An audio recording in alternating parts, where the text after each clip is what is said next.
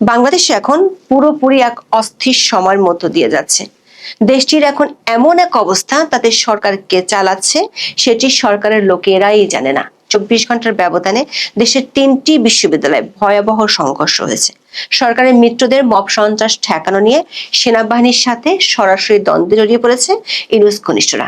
এ কারণে 3টি বিশ্ববিদ্যালয়ে ভয়াবহ সংঘর্ষ হলেও আইন শৃঙ্খলা বাহিনী দীর্ঘক্ষণ নীরব দর্শকের ভূমিকায় থেকেছে। জাতীয় পার্টি ইস্যুতে গেম খেলতে গিয়ে রাজনৈতিক পরিস্থিতিতে ভয়জগটা বানিয়ে ফেলেছে ডক্টর ইউনূসের মিত্ররা।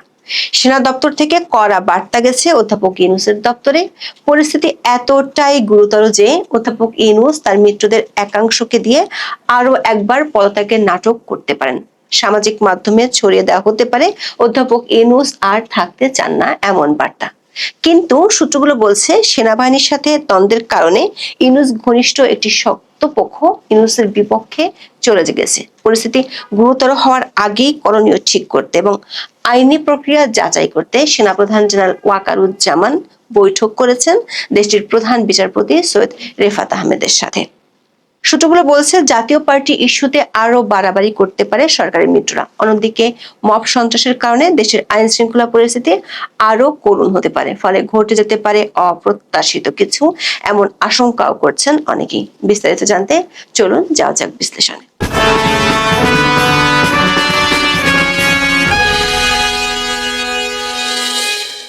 অধ্যাপক ইউনূসের খুব ঘনিষ্ঠজন বলে পরিচিত অর্থনীতিবিদ দেবপ্রিয় ভট্টাচার্য গত 23শে জুলাই বলেছিলেন, সরকারের ভেতরে আরো একটা সরকার আছে। তার এই রহস্যময় কথার প্রমাণ দিলেন গত 1 বছরে অনেক বিতর্কের জন্ম দেয়া স্থানীয় সরকার উপদেষ্টা আসিফ মাহমুদ। আইন শৃঙ্খলা বাহিনীর বেদম লাঠিচার্জে আহত গণ অধিকার পরিষদের সভাপতি নুরুল হক নুরুকে 31শে আগস্ট দেখতে গিয়েছিলেন উপদেষ্টা আসিফ মাহমুদ। সেখানে সাংবাদিকদের তিনি যা বলছেন তা একই সাথে জন্ম দিয়েছে অনেক প্রশ্নের, আবার হাস্যরসেরও। উপদেষ্টা আসিফ মাহমুদ বলেছেন, নুরুল হক নুরের উপর এ ধরনের ন্যাক্কারজনক হামলার ঘটনা আওয়ামী লীগ সরকারের আমলেও ঘটেনি, যা এই সরকারের আমলে ঘটেছে। এর দায় দায়িত্ব এই সরকারকে নিতে হবে। তার এমন বক্তব্য সামাজিক মাধ্যমে ট্রল হয়েছে সারাদিন। সবার প্রশ্ন, বহু বিতর্ক আর দুর্নীতির অভিযোগ থাকা সত্ত্বেও সরকার যা টিকিটিও ছুঁতে পারে না, সেই প্রভাবশালী উপদেষ্টা বলছেন তার সরকার আমলের চেয়ে আওয়ামী লীগ আমলই ভালো ছিল। আবার এই হামলার দায় সরকার কি নিতে হবে? ভাইরাল হওয়া ভিডিও ফুটেজে দেখা গেছে জনাব নূরকে পিটিয়েছে পুলিশ ও সেনাবাহিনী। সেনাবাহিনীর পক্ষ থেকেও বলা হয়েছে মব সন্ত্রাস দমনের জন্য তারা বল প্রয়োগ করেছে। আর আসিফ মাহমুদ আইন শৃঙ্খলা রক্ষা সংক্রান্ত উপদেষ্টা কমিটির সদস্য, যে ক্ষমতা বলে তিনি জুস পান করতে করতে গোপালগঞ্জের পরিস্থিতি নিয়ন্ত্রণ করেছিলেন পুলিশ সদর দপ্তর থেকে। অথচ নূরের উপর হামলার দায় দিচ্ছেন সরকারের উপর। প্রশ্ন হলো, তাহলে অধ্যাপক ইউনূসের সরকার কয়টা? তাহলে কি দেবপ্রিয় ভট্টাচার্যের কথাতেই সায় দিলেন আসিফ মাহমুদ? আসিফ মাহমুদ যাই বলুক না কেন, সরকার একাধিক সূত্র বলছে পরিস্থিতি একেবারেই অধ্যাপক ইউনূসের হাতে নেই। সে সিগন্যালও তিনি তার মিত্রদের দিয়ে দিয়েছেন। জাতীয় পার্টিকে কোণঠাসা করার নাটকে বুমেরাং হয়ে তীর হয়ে বিচ্ছে এখন যমুনায়। মব সন্ত্রাস ঠেকাতে গিয়ে সেনাবাহিনীর কঠোর অ্যাকশনে হতবম্ব হয়ে পড়ে সরকারি মিত্ররা। 1.5 দিন ধরে পরিস্থিতি বুঝতে লেগেছে ইউনূসের দপ্তরের, কিন্তু বোঝার পর যে বিবৃতি দিয়েছে তাতে জল আরো ঘোলা করে ফেলেছে, তাতিয়ে দিয়েছে সেনাবাহিনীকে। সেনাবাহিনীকে ইঙ্গিত করে বলছে যতই ক্ষমতাধর হোক না কেন ব্যবস্থা নিবে অন্তর্বর্তী সরকার। সূত্রগুলো বলছে গোপালগঞ্জের ঘটনায় সাবেক বিচারপতি ডক্টর মোহাম্মদ আবু তারিকের নেতৃত্বে 6 সদস্যের একটি তদন্ত কমিশন গঠন করেছিল, কিন্তু সে সময় সরকার কোনো আক্রমণাত্মক শব্দ ব্যবহার করেনি। কিন্তু নূরের আহত হওয়ার ঘটনায় সেনাবাহিনীর সাথে কোনো আলোচনাই করেনি অধ্যাপক ইউনূস। বৈঠক করেছেন ঘনিষ্ঠ উপদেষ্টাদের সাথে, তাতে পরিস্থিতি জটিল হয়েছে। পরদিন 30শে আগস্ট জাতীয় পার্টি অফিসে আবার হামলা ও অগ্নিসংযোগের ঘটনা ঘটলেও তা ঠেকাতে সেনাবাহিনীকে দেখা যায়নি। 30শে আগস্ট রাত থেকে দফায় দফায় সংঘর্ষ হয়েছে চট্টগ্রাম বিশ্ববিদ্যালয়ে। একটি ছোট্ট ঘটনাকে কেন্দ্র করে পুরো চট্টগ্রাম বিশ্ববিদ্যালয় ও তার পার্শ্ববর্তী জোবরা গ্রাম রণক্ষেত্রে পরিণত হয়। এটি সেই জোবরা গ্রাম যেখানে কাজ করে অধ্যাপক ইউনূস ও তার গ্রামীণ ব্যাংক শান্তিতে নোবেল পেয়েছিল। অথচ অধ্যাপক ইউনূসের শাসনামলে জোবরা গ্রাম হয়ে গেল শরণার্থীকালে সবচেয়ে বেশি অশান্ত। ভাড়া বাসার দারোয়ান এক ছাত্রীকে মারধর করেন। এই ঘটনাকে কেন্দ্র করে চট্টগ্রাম বিশ্ববিদ্যালয়ের শিক্ষার্থীদের সঙ্গে স্থানীয় লোকজনের সংঘর্ষ শুরু হয়। রাতভর সংঘর্ষের পর থমথমে পরিস্থিতির মধ্যে চট্টগ্রাম বিশ্ববিদ্যালয়ের 2 নম্বর গেট এলাকায় 31 আগস্ট দুপুর 12টার দিকে আবারও শিক্ষার্থীদের সঙ্গে সংঘর্ষে জড়িয়েছে এলাকাবাসী। দিনভর সংঘর্ষে বিশ্ববিদ্যালয়ের উপাচার্য সহ 1.5 শতাধিক শিক্ষার্থী আহত হয়। বিভৎসভাবে শিক্ষার্থীদের উপর হামলা চালায় গ্রামের লোকজন। একই সময় রাজশাহী বিশ্ববিদ্যালয়ে বাধে সংঘর্ষ, তালা দিয়ে শিক্ষকদের অবরুদ্ধ করে রাখা হয় কৃষি বিশ্ববিদ্যালয়ে। সন্ধ্যায় বিশ্ববিদ্যালয়টির শিক্ষার্থীদের উপর হামলা চালায় বহিরাগতরা। প্রতিটি ঘটনায় বিশ্ববিদ্যালয় থেকে আইন শৃঙ্খলা বাহিনীর সদস্যদের সাহায্য চাওয়া হয়, কিন্তু না পুলিশ না সেনাবাহিনী কেউই সাড়া দেয়নি। মব সন্ত্রাস ঠেকাতে না দেয় সরকার উচ্চ মহলে সেনা দপ্তর থেকে বার্তা দেওয়া হয়। সরকারের মিত্রদের মব সন্ত্রাস ঠেকানো না গেলে দেশের আইন শৃঙ্খলা পরিস্থিতি নিয়ন্ত্রণে আনা সম্ভব নয়। শেষমেশ চট্টগ্রামে 144 ধারা জারি করতে বাধ্য হয় স্থানীয় প্রশাসন। এরই মধ্যে রাজধানীর ধানমন্ডিতে দিনে দুপুরে মিছিল করেছে কার্যক্রম নিষিদ্ধ থাকা আওয়ামী লীগ। জাতীয় পার্টিকে নিষিদ্ধ করার হুমকির মধ্যেই দলটির চেয়ারপারসন এবং মহাসচিব নেতাকর্মীদের নিয়ে সন্ধ্যায় ছিলেন দলটির কেন্দ্রীয় কার্যালয়। ফলে শুধু অনিয়ন্ত্রিত আইন শৃঙ্খলার সাথে রাজনৈতিক প্রতিপক্ষরা মাঠে নামছে দেখে পুরোপুরি বেসামাল এখন ইউনূস ও তার মিত্ররা। এতটাই বেসামাল যে সরকারি মিত্ররাই এখন সমাবেশ করে বলছে এর চেয়ে জঘন্য আইন শৃঙ্খলা পরিস্থিতি তারা দেখেননি। ঠিক উপদেষ্টা আসিফ মাহমুদের মতোই তারা বলছেন, আগেই ভালো ছিলাম। সেনাবাহিনী একটি সূত্র বলছে, জাতীয় পার্টির অফিসে মব সন্ত্রাস ঠেকানোর জন্য সেনাবাহিনী লাঠিচার্জ করার পর ভাইরাল হওয়া অনেকগুলো ভিডিও তারা সংগ্রহ করেছে। এসব ভিডিওতে সেনাবাহিনী ও সেনাপ্রধানকে নিয়ে অকথ্য ভাষা ব্যবহার করা হয়েছে। এ সম্পর্কে সেনা দপ্তর থেকে সরকার ঊর্ধ্বতন মহলকে অবহিত করা হয়েছে। সূত্রগুলো বলছে, সেনা সদর থেকে অধ্যাপক ইউনূসের কাছে বার্তা পাঠিয়ে দেওয়া হয়েছে 31 আগস্ট সকালে। সরকারি মিত্রদের বিরুদ্ধে মব সন্ত্রাস করার অভিযোগ অনেক আগে থেকেই সরকারের কাছে জমা পড়েছিল। তাদের গ্রেপ্তারে সরকারের সম্মতি না থাকায় আবারও কড়া বার্তা গিয়েছে সরকারের কাছে। 30 আগস্ট বিকেল থেকে অধ্যাপক ইউনূস বুঝতে পেরেছিলেন জাতীয় পার্টি ইস্যুতে যে নাটক তার মিত্ররা করতে চেয়েছিল তা বুমেরাং হয়ে গেছে। নিজের ঘনিষ্ঠ উপদেষ্টাদের নিয়ে বৈঠকের পর সিদ্ধান্ত হয় কুলহারা নৌকা তীরে ফেরাতে 3 রাজনৈতিক দলের সাথে বৈঠক করবে। আগের মতোই হাসি হাসি মুখে ফটো সেশন করে জাতিকে জানিয়ে দিবে নির্বাচন হবেই হবে, দেশে কিছুই হয়নি, সব পতিত ফ্যাসিস্টদের ষড়যন্ত্র। সরকারের চাহিদা মতো বৈঠক শেষে 2 মিত্র এনসিপি ও জামাত ইসলামী জাতীয় পার্টিকে নিষিদ্ধ করার কথা জানিয়েছে সাংবাদিকদের। দল দুটির আশঙ্কা, জাতীয় পার্টি নির্বাচন করতে পারলে তারা আওয়ামী লীগের সমর্থন পেয়ে প্রধান বিরোধী দল হয়ে যেতে পারে। জাতীয় পার্টি নিষিদ্ধের ইস্যুটিতে আপাতত জল ঢেলে দিয়েছে বিএনপি। দলটির মহাসচিব মির্জা ফখরুল ইসলাম আলমগীর বলেছেন, জাতীয় পার্টি ইস্যুতে অধ্যাপক ইউনূসের সাথে তাদের কোনো আলোচনাই হয়নি, কিন্তু সরকার যে নির্বাচন হবে বলে গ্যারান্টি দিচ্ছে তাতে আবার ভিন্ন সুর বেজে উঠেছে সরকার 2 মিত্র এনসিপি ও জামাতের। এক মিত্র এনসিপি গণপরিষদ নির্বাচন চায়, আর এক মিত্র জামাত প্রশ্ন রেখেছে নির্বাচনের পরিবেশ নেই। এক কদম এগিয়ে সরকারের বিরুদ্ধে অভিযোগ তুলেছে অধ্যাপক ইউনূস নিরপেক্ষতা হারিয়েছেন। প্রশ্ন হলো, যে সরকার নিরপেক্ষতা হারিয়েছে সে সরকারের সাথে জামাত ইসলামী কেন বৈঠক করে? সেনা সদর সূত্রে জানা গেছে, বাংলাদেশের পরিস্থিতি বিশেষ করে আইন শৃঙ্খলার চরম অবনতি হওয়া নিয়ে উদ্বিগ্ন ঊর্ধ্বতন সেনা কর্মকর্তারা। 31 আগস্ট সকালে সেনা সদরের ঊর্ধ্বতন সেনা কর্মকর্তাদের এ নিয়ে বৈঠক হয়েছে। বৈঠকে সেনাপ্রধান স্মরণ করিয়ে দেন, তিনি গত বছরের 5 আগস্ট দেশবাসীকে বলেছিলেন তিনি দেশের দায়িত্ব নিয়েছেন। বৈঠকটির পর সেনাপ্রধান জেনারেল ওয়াকারুজ্জামান প্রধান বিচারপতি সৈয়দ রিফাত আহমেদের সাথে দেখা করতে যান। সামাজিক মাধ্যমে এই খবর ছড়িয়ে পড়লে চারদিকে ফিসফাস শুরু হয়। সেনা সদরে যে বৈঠকটি হয়েছে তার একটি সূত্র বলছে, প্রধান বিচারপতির সাথে সেনাপ্রধানের বৈঠক একেবারেই নজিরবিহীন।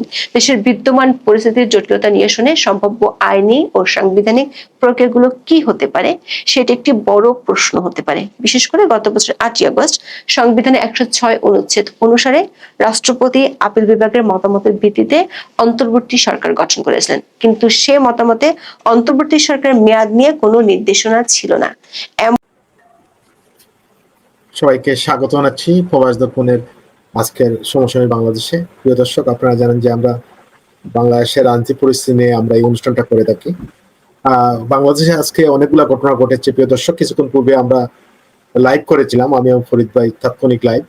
আমাদের কাছে কিছু তথ্য এসেছে, বিশেষ করে যে তথ্যগুলো আমাদের সাংবাদিক বন্ধুরা যারা বাংলাদেশে কাজ করছেন তারা দিয়েছেন, যে ডক্টর ইউনূস যে কোনো সময় পদত্যাগ করতে পারেন এবং ডক্টর ইউনূসের পরিবর্তে প্রধান বিচারপতির নাম আলোচনায় আসতেছে, যাতে অন্তর্বর্তীকালীন সরকার বা নির্বাচনকালীন সরকারের উপদেষ্টা প্রধান উপদেষ্টা দায়িত্ব নেওয়ার বিষয়ে। এবং আমাদের কিছু সাংবাদিক বন্ধুরা ফেসবুক স্ট্যাটাস দিচ্ছেন। তো আর বাংলাদেশের বর্তমান আজকের যে অবস্থা, আজকে দেখেন, আজকে চট্টগ্রাম বিশ্ববিদ্যালয়ে ছাত্রছাত্রীর সাথে গ্রামবাসীর কাল রাত্রে থেকে অনেক মারামারি হয়েছে, অনেক আহত হয়েছেন। রাজশাহী বিশ্ববিদ্যালয়ে ছাত্রদল ইসলামী ছাত্র শিবিরের সাথে মারামারি হয়েছে। এবং আপনারা জানেন যে জাতীয় পার্টি আজকে বিশাল মিছিল করেছে। আওয়ামী লীগ আজকে ঢাকা শহরে অনেক দিন পর বলবো বিশাল একটা মিছিল করেছে। এবং আমরা দেখলাম ডক্টর ইউনূসের অন্তর্বর্তীকালীন সরকারের সাথে জামাত, এনসিপি এবং বিএনপি তারা বৈঠক করলেন। তারা সেই বৈঠকে মানে আমরা যেটা মানে যে বিষয়ে অনেকেই ভাবছিলেন হয়তো জাতীয় পার্টিকে নিষিদ্ধ করার জন্য হয়তো আজকে এই মিটিং, কিন্তু বিএনপির যিনি মহাসচিব আছেন মির্জা ফখরুল ইসলাম আলমগীর, তিনি বললেন যে না, সেই রকম কোনো আলোচনাই হয়নি জাতীয় পার্টি বিষয়ে। এবং অনেকেই বলছেন যে জামাত গতকাল যে বিষয়টা বলেছিল যে ডক্টর ইউনূস আমাদের সাথে বেইমানি করেছেন, যিনি ডক্টর তায়ের, তিনি গতকালকে বলেছিলেন। আজকে তিনি বেরোয় কিন্তু বললেন যে নির্বাচনের বিষয়ে বা একটি দলের সাথে কথা বলে, লন্ডনে একটি দলের সাথে কথা বলে নির্বাচন ঘোষণা করাটা, এটা হচ্ছে এক পক্ষে চলে গেলেন। সার্বিক পরিস্থিতি নিয়ে আমাদের কাছে যে তথ্য রয়েছে, প্রিয় দর্শক, আমরা আমাদের সাংবাদিক বন্ধুরা আছেন, আমি একটু দেখাই স্ক্রিনশট গুলা। তারা কিন্তু লিখছেন এইভাবে, এবং আমাদের কাছে কিছু তথ্য রয়েছে যে তথ্য অনুযায়ী ডক্টর ইউনূস তিনি থাকতে চাচ্ছেন না, তিনি চলে যেতে চান। এবং এনসিপি চেষ্টা করছে ডক্টর ইউনূসকে কিভাবে রাখা যায়। এবং জামাতও এখন কিন্তু ডক্টর ইউনূসের সাথে নেই। জামাতও চাচ্ছে ডক্টর ইউনূস যদি চলে যান, হ্যাঁ, তাহলে ভালো। সেই জায়গায় আমরা বাংলাদেশের বর্তমান রাজনৈতিক পরিস্থিতি নিয়ে আমরা আসলে যে তথ্য আপনাদের সামনে তুলে ধরলাম, আমাদের রাজনীতিবিদ আছেন, রাজনৈতিক বিশ্লেষকরা আছেন, তারা কথা বলবেন। আজকে আমাদের অতিথি প্যানেলে আছেন সাংস্কৃতিক ব্যক্তিত্ব আওয়ামী লীগের নেতা রুকিয়া আপা, স্বাগত জানাচ্ছি। আমাদের সাথে আছেন রাজনীতি বিশ্লেষক, লেখক, গবেষক ডক্টর মঞ্জুর হুদা টরিক। আমাদের সাথে আছেন রাজনীতি বিশ্লেষক শেখ ফরিদ ভাই। আমি ফরিদ ভাইকে দিয়ে শুরু করতে চাই। ফরিদ ভাই, আমি যে কিছু তথ্য তুলে ধরলাম, এবং ময়মনসিংহ কৃষি বিশ্ববিদ্যালয় কিন্তু আজকে বিকাল থেকে একটা উত্তেজনা চলছে, যে কোনো সময় সংঘর্ষ দিকে চলে যেতে পারে। বাংলাদেশের যে রাজনীতি পরিস্থিতি, সেই পরিস্থিতিতে অনেকেই বলছেন ডক্টর ইউনূস চলে যেতে পারেন, বা আমরা আজকে যে বিষয়ে কথা যে বিষয়ে আমরা টাইটেল দিয়েছি ডক্টর ইউনূস বিদায় ঘন্টা কি বেজে গেল, কি বলবেন ফরিদ ভাই? ধন্যবাদ আপনাকে। সেই সাথে আলোচক হিসেবে রয়েছেন সম্মানিত ডক্টর মঞ্জুর খোদা এবং আমাদের সকলের প্রিয় রুকিয়া আপা আমাদের সাথে রয়েছেন। দর্শকদেরকে অনেক অনেক ধন্যবাদ। আপনি যেটা বললেন যে কথা কেটে যাচ্ছে নাকি? কেটে যাচ্ছে কি? আমার কথা শোনা যাচ্ছে? শুনতে পাচ্ছি। আপা ক্লিয়ার, ওনার কথা ক্লিয়ার। ধন্যবাদ। আপনি যেটা বললেন যে ডক্টর ইউনূস চলে যাবে, বা কেউ কেউ বলতেছেন যে নোবেল বিজয়ী চলে যাবে, আমি বরং অবাক হয়ে গেছি এখনো তিনি কিভাবে টিকে আছেন। আমার ধারণা ছিল তিনি সর্বোচ্চ 4 আগস্ট পর্যন্ত টিকে থাকবেন। বরং আমার হিসেবে তো তিনি এমনি বেশি হয়ে গেছে 6 মাস, তারপর আরো আমার কাছে 30 দিন বেশি হয়ে গেছে। ডক্টর ইউনূস কিভাবে টিকে আছেন এটা আমার কাছে রহস্যজনক। আমার কাছে তিনি কিন্তু অষ্টম আশ্চর্য, যে বাংলাদেশের মতো একটি দেশে যেখানে এতগুলো রাজনৈতিক দল, এত রাজনীতিবিদ থাকতে এরকম একটা এনজিওর দোকানদার এসে দেশ প্রধান হয়ে গেল কিভাবে, এটা একটা কোশ্চেন। তার চাইতে বড় কোশ্চেন যে তিনি টিকে গেলেন কিভাবে। তো তিনি চলে যাবেন এটা বড় প্রশ্ন না, প্রশ্ন হলো তিনি এতদিন টিকে থাকলেন কিভাবে।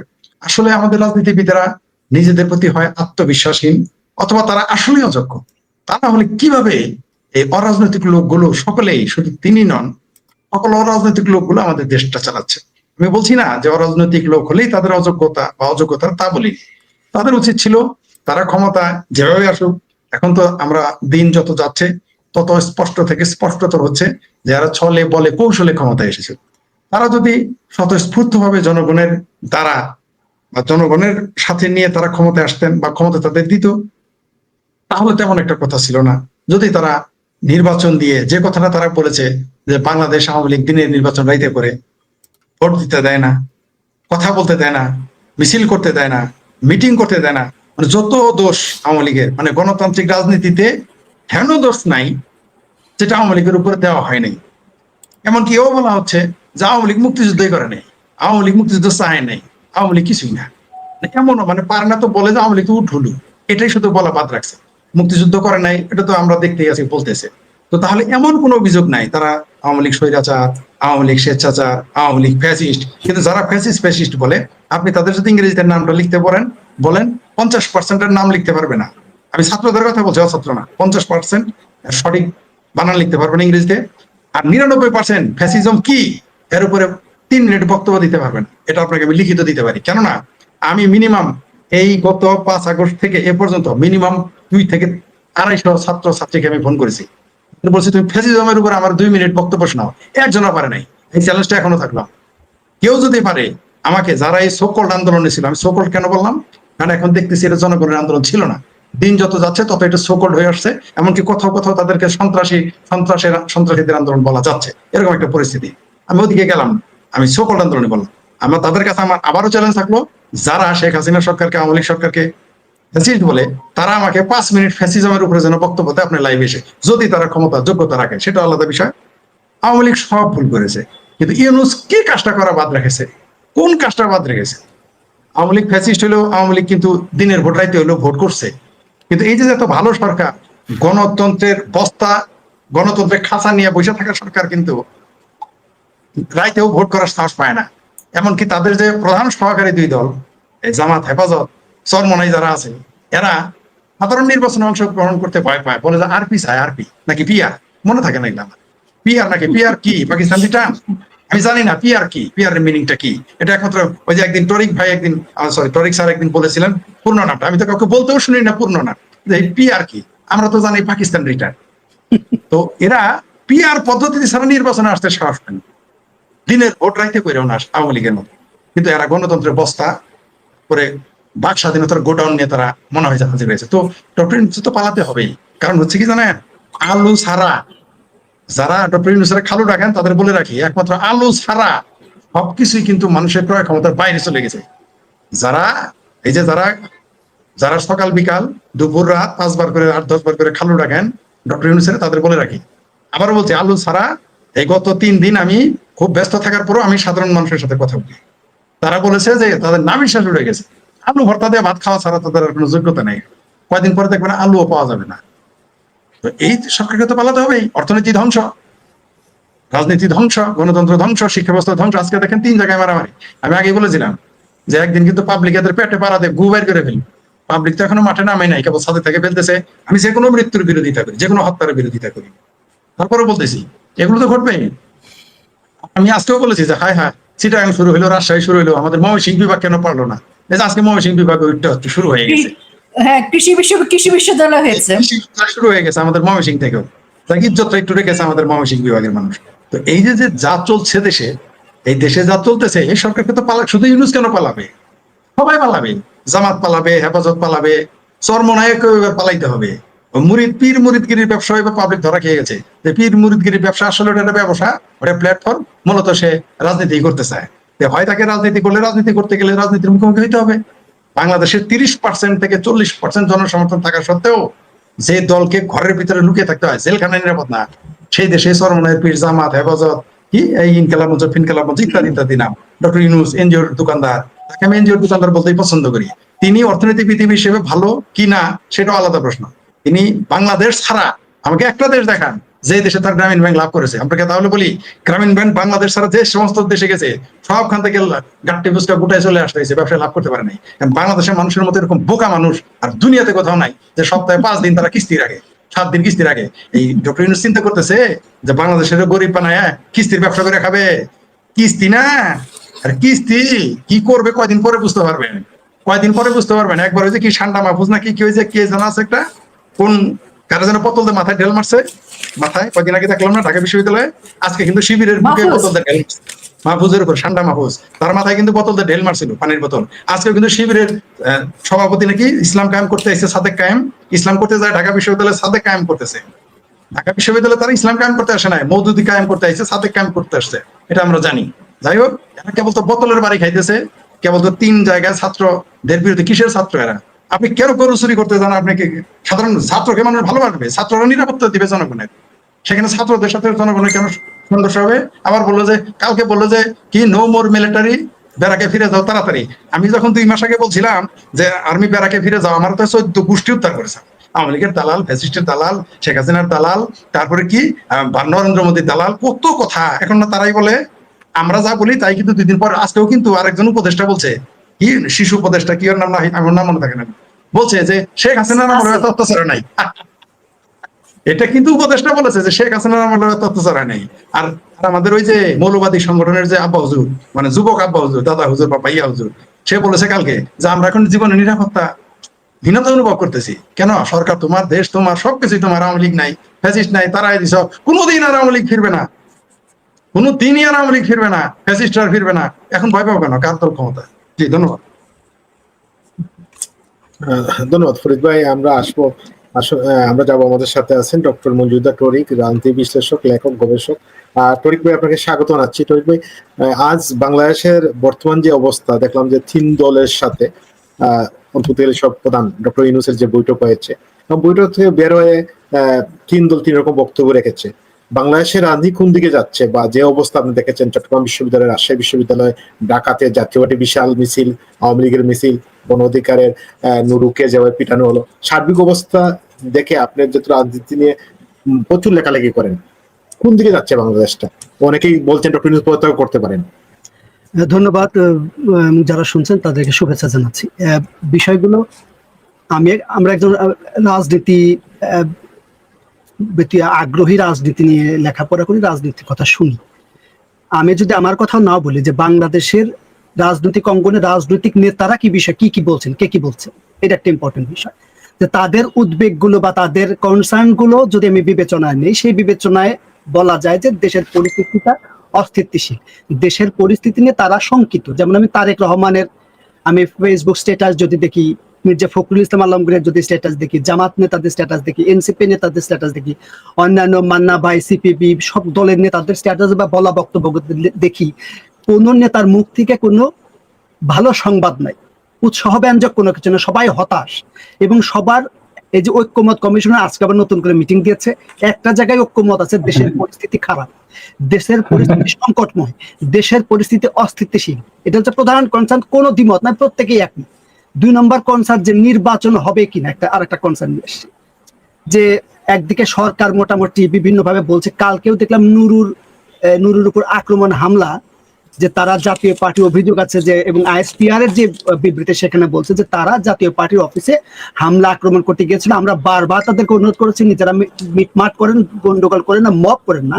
মব শব্দটি সেনাবাহিনী আইএসপিআর এর যে বিবৃতি সেখানে উল্লেখ আছে, তারা সেটা করতে গেছে, পরে সে আক্রান্ত হয়েছে, তাদেরকে লাঠিপেটা করা হয়েছে। যে কোনো সংঘাত সংঘর্ষে আমরা বিরোধিতা করি, যে আমার প্রতিপক্ষ হলেও, কিন্তু সেটা হয় নাই। এখন তার পরিপ্রেক্ষিতে, নুরুর উপর হামলার পরিপ্রেক্ষিতে তাৎক্ষণিকভাবে প্রধান উপদেষ্টা বৈঠক ডাকলেন। সে বৈঠক ডাকলেন 3টি দলকে নিয়ে। সে 3টি দল করে আমরা বিএনপি কে দেখলাম, জামাত ইসলামকে দেখলাম, আর এনসিপি কে দেখলাম, যাদের কোনো এখনো পর্যন্ত যারা এখনো নিবন্ধন পায় নাই। এবং নিবন্ধন পায় নাই, কিন্তু বোঝা যায় এটা সরকারের পৃষ্ঠপোষকতা আছে, ইউনূস সাহেবের নিজের দল কিংস পার্টি নামে পরিচিত। এটা আমাদেরকে বলতে হবে না, তিনি তার কর্মকাণ্ডের মাধ্যমে প্রতিষ্ঠিত করছেন। কিন্তু বাংলাদেশে আরো রাজনৈতিক দল আছে, তাদের সারা বাংলাদেশে শাখা প্রশাখা আছে, সিপিবি থেকে শুরু করে বাম, এবং এই আন্দোলনের অংশীজন যারা আছে, স্টেক হোল্ডার যারা আছে, এরকম প্রভাবশালী রাজনৈতিক দল এবং নেতাও আছে জাতীয় পর্যায়ে পরিচিত, তাদেরকে ডাকা হয়।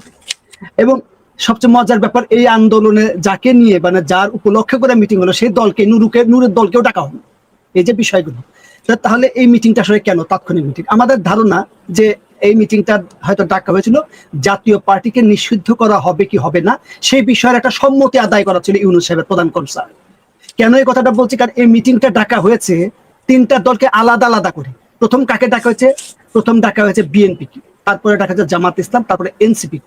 যে বিএনপির কাছ থেকে শুনবে তাদের কি মতামত, তাদের কি অবস্থান, জামাতের কাছ থেকে শুনবে তাদের কি অবস্থান মতামত, তারপরে এনসিপির, তার নিজের পার্টি, তার উৎসাহ উদ্দীপনা যে পার্টিটা করছে তাদের মতামতের ভিত্তিতে জনগণ তিনি হয়তো একটা সিদ্ধান্তের দিকে যাবেন, এরকম একটা বোঝা যায়। কিন্তু যদি রাজনৈতিক সংকট থাকে, তিনটা দলকে নিয়ে, প্রথমত এই তিনটা দলের ব্যাপারে আমার আপত্তি আছে, কেন তিন দল, কেন অন্যান্য দল না, নিবন্ধিত অন্যান্য দল না, সবাইকে নিয়ে একসাথে বসতে পারতো।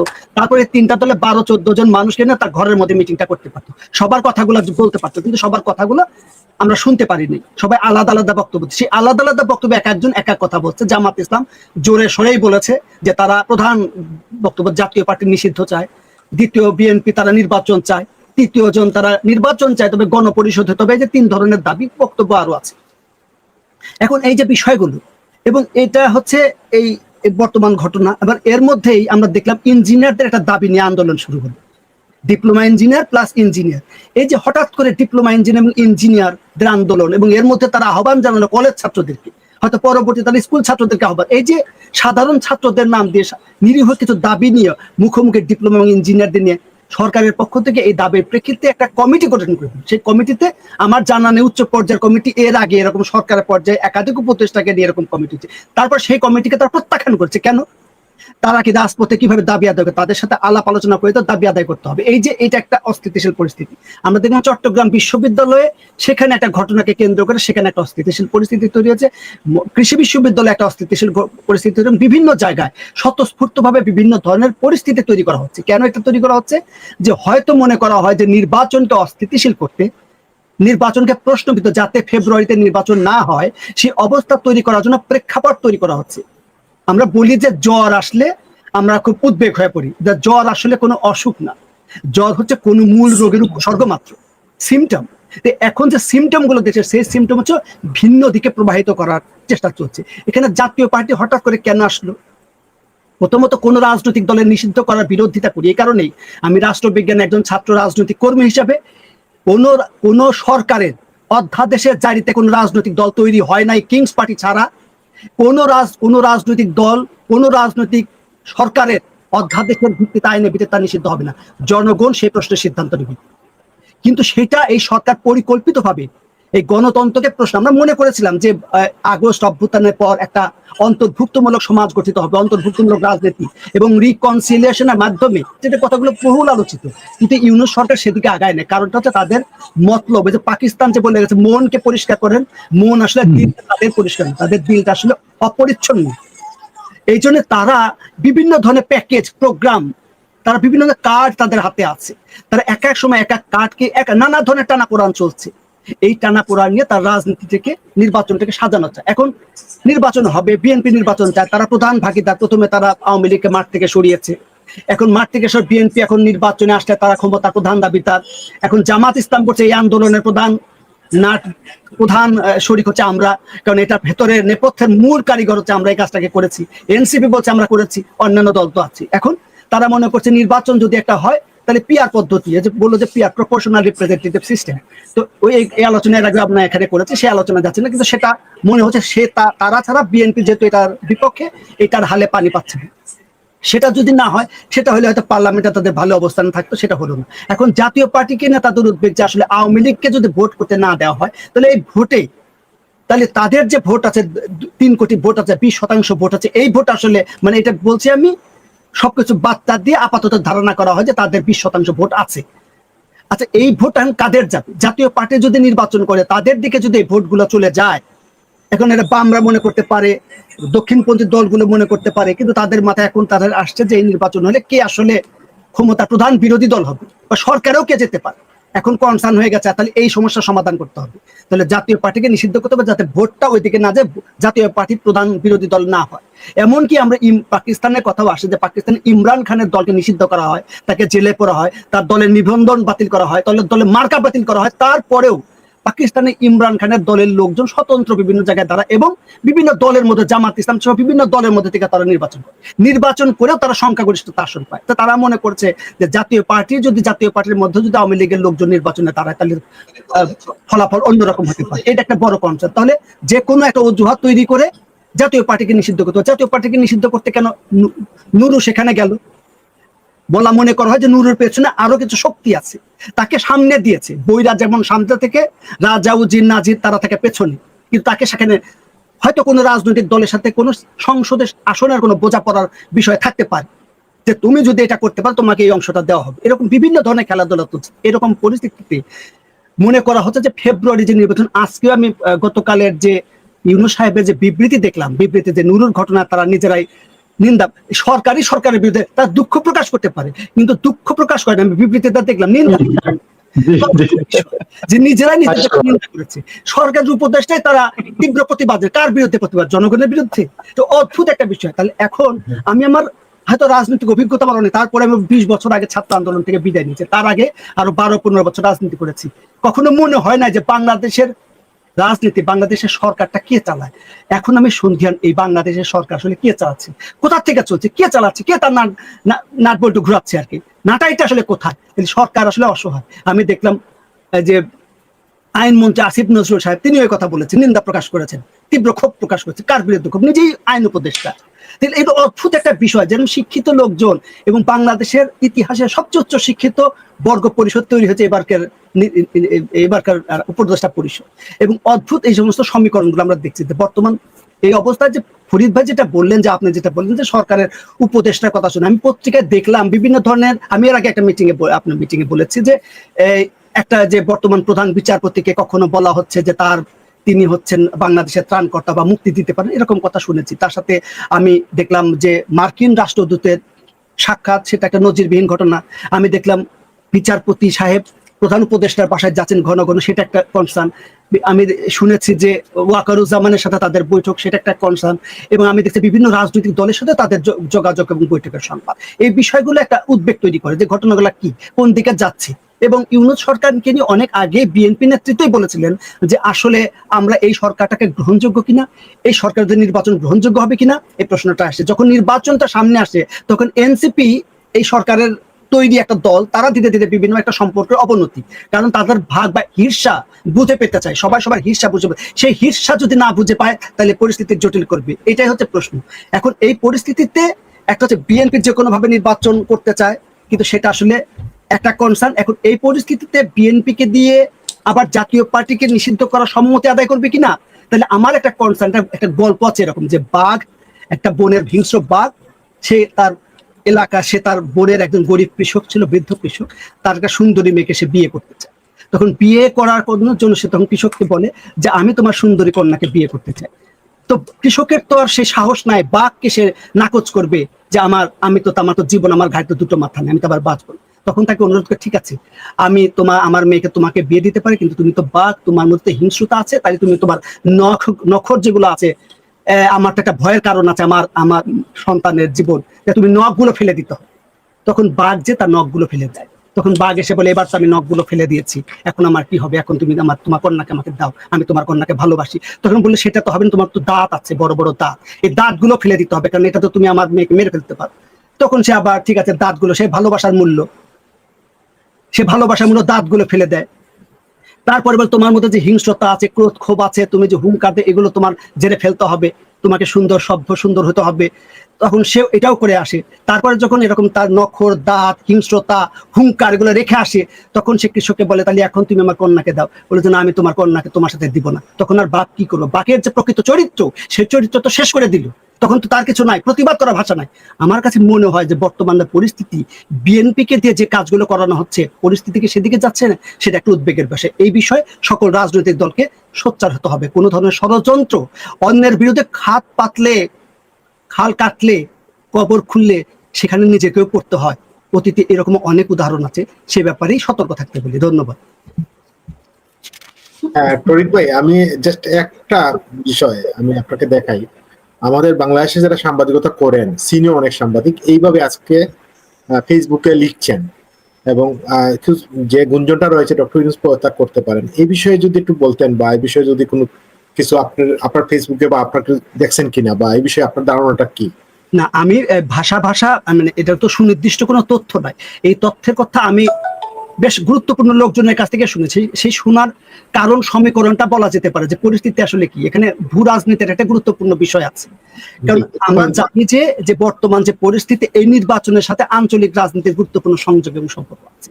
কারণ আমরা যতটুকু জানি যে মার্কিন যুক্তরাষ্ট্রের বাংলাদেশের যিনি রাষ্ট্রদূত, তিনি যে পরিমাণ তৎপর দৌড়ঝাঁপ করছে নির্বাচনকে করার জন্য, তাদের একটা বিষয় আছে যে তারা দ্রুত নির্বাচনটা করাতে চায় এবং নির্বাচনে তারা মনে করা হচ্ছে যে নির্বাচনের মাধ্যমে নির্বাচনে বিএনপি ক্ষমতায় আসবে, তাহলে মার্কিনপন্থী একটা সরকার ক্ষমতা আসবে, তাদের বিএনপির সাথে এই ধরনের একটা বোঝাপড়ার কথা শোনা কথা। এখন ইউনূস সরকারের যে বর্তমান অবস্থা, কারণ ইউনূস সরকারের আশীর্বাদপ্রাপ্ত দল হচ্ছে এনসিপি। এখন এনসিপি এই অবস্থা নির্বাচন, কারণ নির্বাচনের মাধ্যমে তারা ক্ষমতার কোথায় থাকবে, ছিটকে পড়বে কিনা, বা তাদের সাথে একটা বোঝাপড়া যে সিট ভাগাভাগি সেটা যদি না হয় তাহলে তারা এখন কোথায় থাকবে। তাহলে এই পরিস্থিতি তারা নির্বাচনটা চায় না। তারা এই পরিস্থিতির মধ্যে ইউনূস সাহেবের উপরে তাদের একটা ক্ষোভের তৈরি হয়েছে এবং তারা ইউনূস সরকারের বিরুদ্ধে বক্তব্য রাখছে। এই যে ইউনূস সরকার চাপ, জামাত ইসলাম চাপ দিচ্ছে, অন্যান্য ইসলামপন্থী দলগুলো চাপ দিচ্ছে, তারা গণপরিষদ চায়, সংবিধান ছুঁড়ে ফেলতে এবং সংবিধানের উপরে তারা যেটা বলছে জুলাই ঘোষণাকে স্থান দিতে চায়। কেন স্থান দিতে চায়? এখন এই স্থানটা কিভাবে দিবে?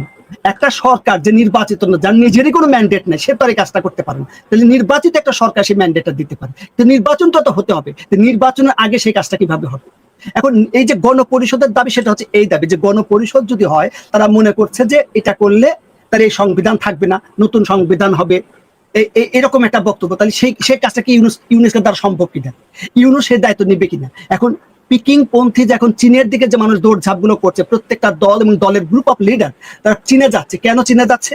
বাংলাদেশের রাজনীতিতে অতীতে এইভাবে বিদেশি শক্তি, বিশেষ করে চীনের প্রভাবটা ছিল না, ভারতের প্রভাব একটা ছিল, কিন্তু চীন আবার নতুন করে হচ্ছে এই অঞ্চলের একটা রাজনৈতিক ক্ষমতা অর্জন করেছে, সেনাবাহিনীর মধ্যে থেকে শুরু করে বিনিয়োগের মাধ্যমে, ব্যবসা বাণিজ্যের মাধ্যমে। শুধু এখানে না, আপনি দেখবেন শ্রীলঙ্কায় তাদের প্রভাব, মালদ্বীপে তাদের প্রভাব, নেপালে তাদের প্রভাব, পাকিস্তানে তাদের প্রভাব, এই আঞ্চলিক ভুটানে তাদের প্রভাব, এবং এমন মিয়ানমারেও তাদের বড় ধরনের বিনিয়োগ। এবং এই সমস্ত দেশে পরিষ্কার দুইপন্থী সরকার, ভারতপন্থী, চীনপন্থী। বাংলাদেশে ছিল প্রো পাকিস্তানের একটা কথা বলা হতো এবং ভারতপন্থী সরকার ছিল। বাংলাদেশের নতুন করে সংযুক্ত হয়েছে চীনের সাথে মার্কিন সাম্রাজ্যবাদের বাণিজ্যের যে বিরোধ এবং আন্তর্জাতিক পর্যায়ে যে গেছে, এখন চীনের সাথে যেহেতু সরাসরি এক ধরনের বাণিজ্যিক দ্বন্দ্ব এবং যুদ্ধ চলছে, এই ক্ষেত্রে ভারত নতুন করে অংশীদার হয়েছে। ভারত নতুন করে অংশীদার হলো কেন? আমেরিকার সাথে তাদের যে বাণিজ্যিক দ্বন্দ্ব 50% বাট ভারতও চীনের উপর যে বাণিজ্যিক শুল্ক আরোপ করেছে, এটা নিয়ে একটা দ্বন্দ্ব তৈরি হচ্ছে। এবং শোনা যায় জার্মান একটা মেজের কাছ থেকে 4 বার নাকি ট্রাম্প সেখানে ফোন করেছিলেন, তিনি সেই ফোনটা ধরেন নাই। এখানে ভারতের স্বার্থটা কেন নির্বাচনকে বিলম্বিত করা বা নির্বাচনে অনাগ্রহ? কারণ ভারতের মনে করা যে ভারতের সাথে সুসম্পর্ক হচ্ছে আওয়ামী লীগের সরকারের, আওয়ামী লীগ দলের। আওয়ামী লীগ দল যদি সেই নির্বাচনে অংশগ্রহণ না করতে পারে, তাহলে ভারত কেন সেই নির্বাচনে আগ্রহ দেখাবে? এটা একটা প্রধান বিষয়।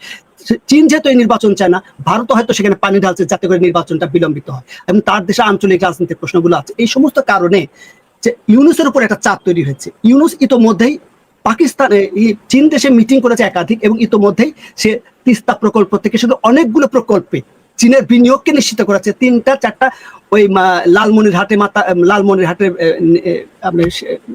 যেটা হচ্ছে এয়ারবেস থেকে শুরু করে বিভিন্ন জায়গায় তারা তাদের বিনিয়োগটা নিশ্চিত করেছে। এটা হচ্ছে নির্বাচিত সরকারের জন্য কিন্তু তিনি অপেক্ষা করে নেয়। এই কারণে তার মধ্যেও আমেরিকার থেকে চাপ, ওয়েস্টার্ন ব্লকের পক্ষ থেকে চাপ আছে, আবার চীনের পক্ষ থেকে চাপ আছে, আর ওইখানে পাকিস্তান তো আছেই, পূর্ব মিত্র।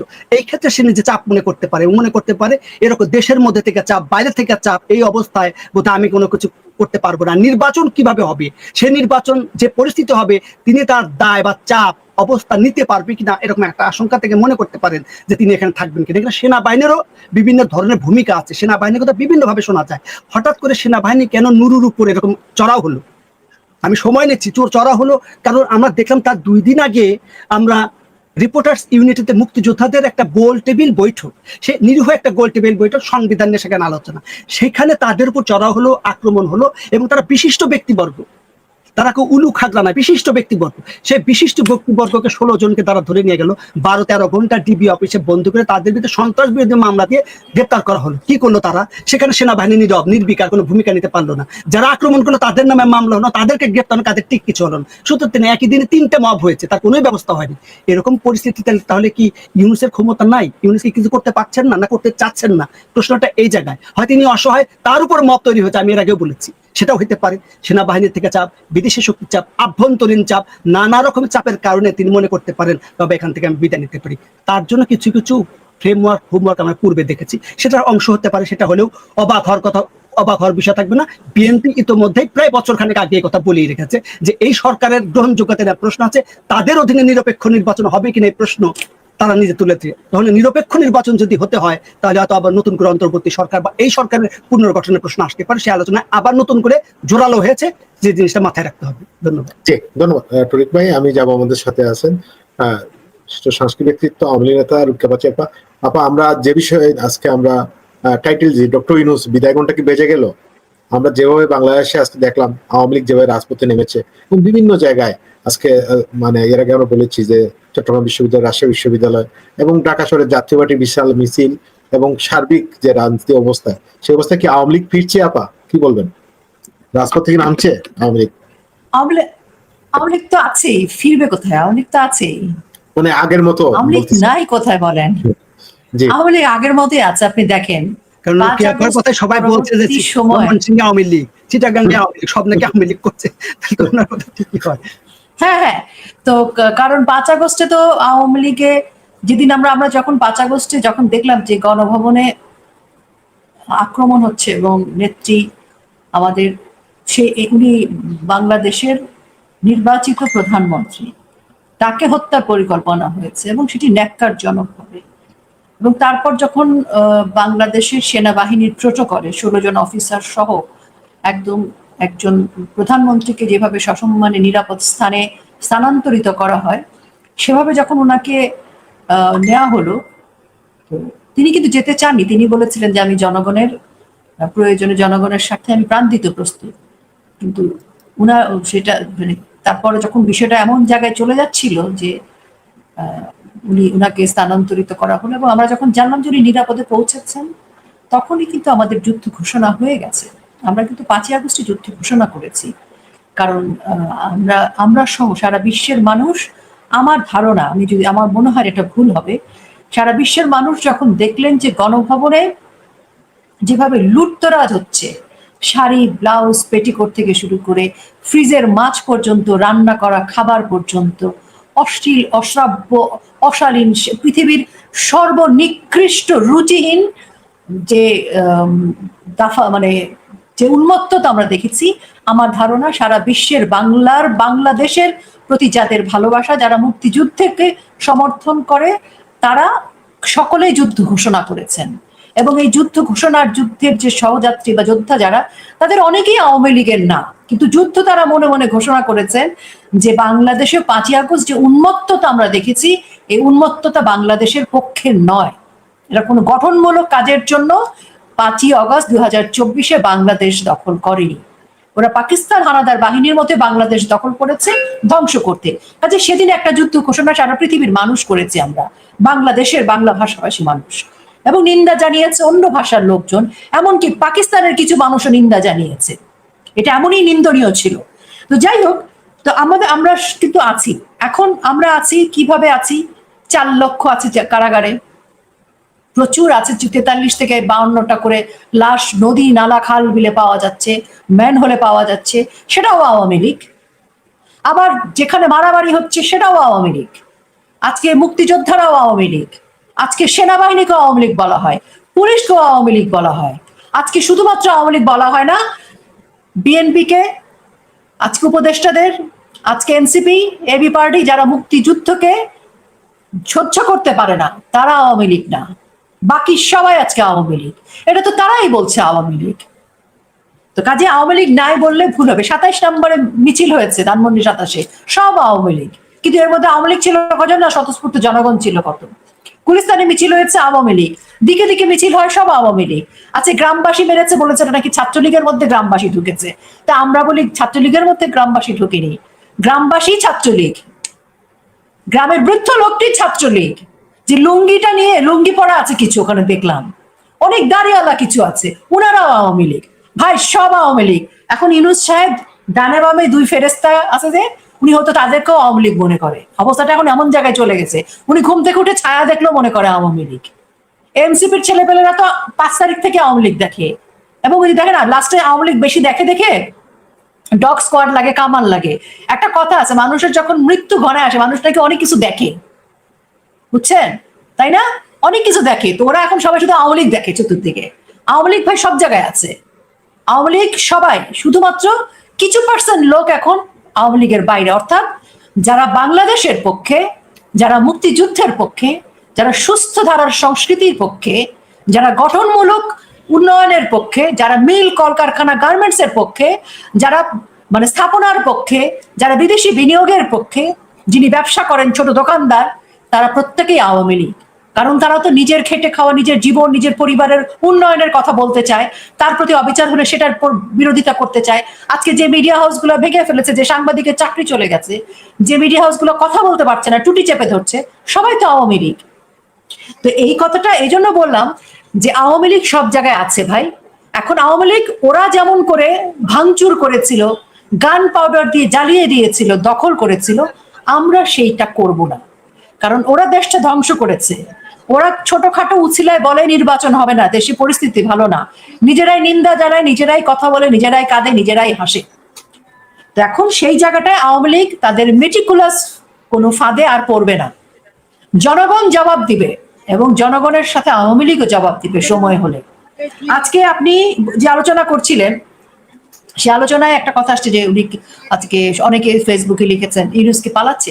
না না ভাই, সবাইকে অনুরোধ করবো ইউনূসকে পালাতে দিবেন না, ওনাকে থাকতে হবে আরো কিছুদিন।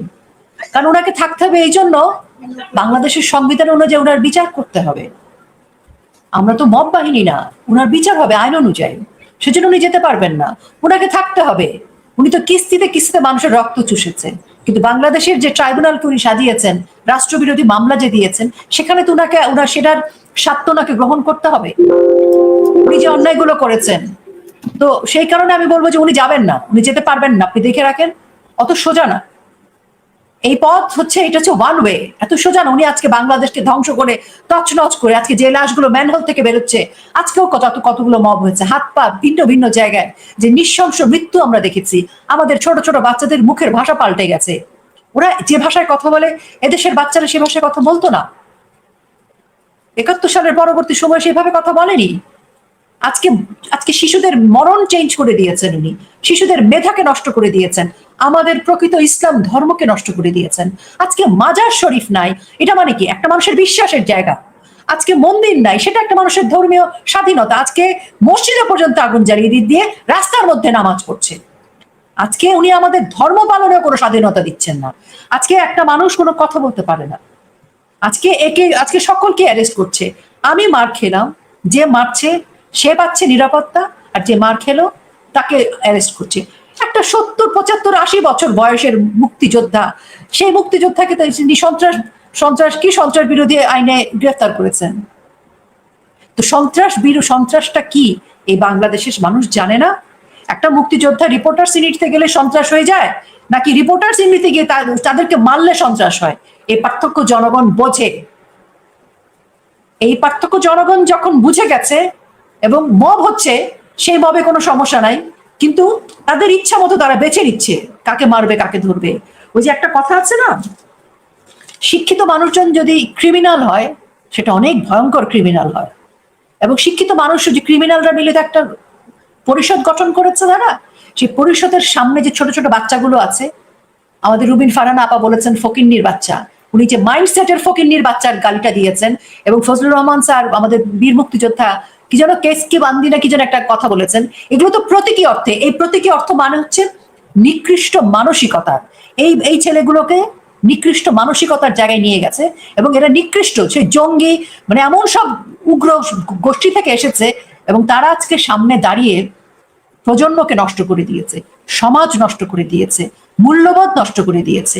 এত কিছু নষ্ট করার শাস্তি কি তাদের পেতে হবে না? সংবিধানকে ছুঁড়ে ফেলে দেয়, মানে কোনো কিছুর কোনো মূল্য নাই তাদের কাছে। এত বড় তারা নেতা হয়ে গেছে। 30 লক্ষ শহীদের বাংলাদেশ, এটা তাদের কাছে বঙ্গবন্ধু কিছু না, চার নেতা কিছু না, কেউই কিছু না, কাউকেই মানে না। আমার তো ধারণা সে তার বাবা মাকেও মানে না। তো এরা নিজেরা মারামারি করুক, এরা একজনের যে একটা মানে গল্প আছে, সব কবরেই পাহারাদার আছে, বাংলাদেশের কবরে কোনো পাহারাদার নাই, বাংলাদেশের দোজকে। কেন নাই? কারণ কেউ পার হইতে পারবে না, সবাই সবার পা ধরে টানে। তো এই যে নরকের মধ্যে যে ক্রিমিনালরা আমাদের বাংলাদেশটাকে নরক বানানোর জন্য যে একটা চক্রান্তকারী মাস্টার মাইন্ড হয়েছে, এরা নিজেদের পাঞ্জাবি ধরে রাখবে, নিজেদের স্যুট কোট ধরে রাখবে, কেউ কাউকে পালাতে দিবে না, সবাই সবার সাথে মারামারি করবে। আপনি দেখেন সময় মাত্র আওয়ামী লীগকে তো, আওয়ামী লীগের নামটা বলছে তো বারবার, আওয়ামী লীগ লাগবে না, ওরা নিজেরা নিজেদেরকে পিটায় মারবে এবং ওদেরকে সাধারণ জনগণ দৌড়াবে। আমরা সিনেমায় দেখি না যে ক্রিমিনাল ভিলেনকে দৌড়াচ্ছে, এরকম দৌড়াবে, দেখবেন। যে আপা, আরেকটা বিষয় আমাদের দর্শকে অনেকে প্রশ্ন করছেন।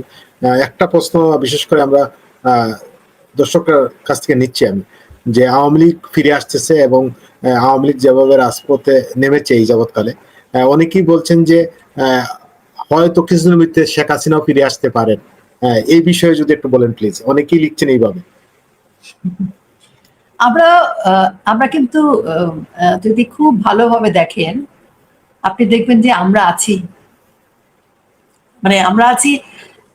আমরা আছি দেখেই কিন্তু এত কিছু হচ্ছে, এত যৌথ বাহিনী হচ্ছে। যদি দেখতেন যে আমরা নাই, তাহলে তো যৌথ বাহিনীর দরকার নাই, অপারেশন ডেভিল হান্টের দরকার নাই। আপনি খেয়াল করেন, আমরা যদি না থাকতাম তাহলে গোপালগঞ্জে যাওয়ার জন্য এরকম যুদ্ধ বহর নিয়ে যেতে হতো না। আমরা আছি বলে তাদের সেমিনারে কিন্তু ডগ স্কোয়াড নিতে হয়। এবং আমরা আছি আপনার মাধ্যমে আছি, আমরা আছি। শেখ ফরিদ তো কোনোদিন আওয়ামী লীগ করেননি। শেখ ফরিদ ভাই সবসময় অ্যাক্টিভিস্ট হিসেবে নিরপেক্ষ জায়গায় থেকে কথা বলেছে। কিন্তু আজকে শেখ ফরিদ ভাইকেও কিন্তু আওয়ামী লীগ বলা হয়, আওয়ামী লীগের দোসর বলা হয়। কিন্তু শেখ ফরিদ ভাইয়ের অপরাধ কি? উনি বাংলাদেশের পক্ষে কথা বলেন, মুক্তিযুদ্ধের পক্ষে কথা বলেন। এবং সবচেয়ে বড় যে জিনিসটা, যে কারণে আমরা আছি, আপনাকে সেটার একটা জ্বলন্ত প্রমাণ দেয়। সেটা হচ্ছে, বলা হয় যে আজকে একমাত্র মুক্তিযুদ্ধ নিরাপদ হচ্ছে বাংলাদেশ আওয়ামী লীগের হাতে। বাংলাদেশ নিরাপদ বাংলাদেশ আওয়ামী লীগের হাতে। দেখেন, যারা বাংলাদেশের পক্ষে কথা বলছে, এর মধ্যে আওয়ামী লীগের পক্ষে কজন কথা বলছে? আওয়ামী লীগের, আমরা যে এতক্ষণ কথা বলতে কি একবার আওয়ামী লীগের পক্ষে কিছু বলেছি? আমি নিজে আওয়ামী লীগের রাজনীতি করি, আমি কি একবারও বলেছি আওয়ামী লীগ এতগুলা মেট্রো রেল করেছে, আওয়ামী লীগ এতগুলা স্থাপনা করেছে, আওয়ামী লীগ এত ভাতা দিয়েছে? আমার বলার দরকার হয়নি। অবস্থাটা এরকম যে আওয়ামী লীগের উন্নয়নের কথা বলার দরকার হচ্ছে না। মানুষ পার্থক্যটা নিজেরাই বুঝতে পারছে। আমরা কিন্তু টকশোতে বলার অবকাশই আসে না। তো এই যে বাংলাদেশ আওয়ামী লীগ যখন রাষ্ট্র ক্ষমতায় ছিল, তখন মানুষ যেটুকু শান্তিতে ছিল, আজকে সেই শান্তি স্বস্তি নাই। এই যে শান্তিবিহীন যে মানুষটি রাতে আজকে না খেয়ে, তার চাকরি নাই, নিরাপত্তাহীনতায় ঘুমাচ্ছে, এই মানুষটা তো আমার চেয়ে বেশি আওয়ামী লীগ ভাই। আজকে কি মনে করেন সুযোগ পেলে ও আমার আগে মিছিলে যাবে? আমি আপনাকে বলে দিচ্ছি।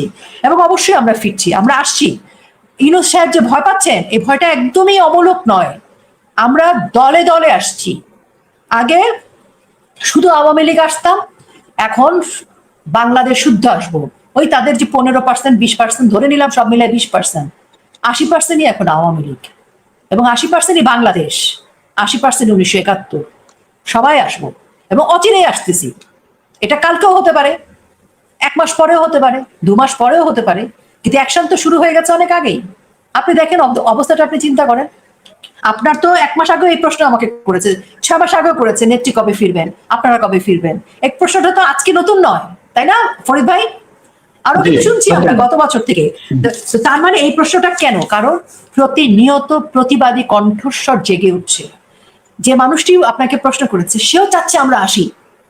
উনি কিন্তু প্রশ্ন করেছে কারণ উনি চান আমরা আসি, কারণ উনি বুঝতে পারছেন যে আমরা না এলে আজকে মানুষ কথা বলতে পারছে না। আমি দুঃখিত, কারণ আমি আসলে যেখানে থাকি সেখানে একটু আলোর সমস্যা আছে, সেই কারণে আমি একটা সেকেন্ড। হ্যাঁ, রুকিয়া আপা, জি লাইট চলে গেছে, সমস্যা না, কারেন্ট চলে গেল।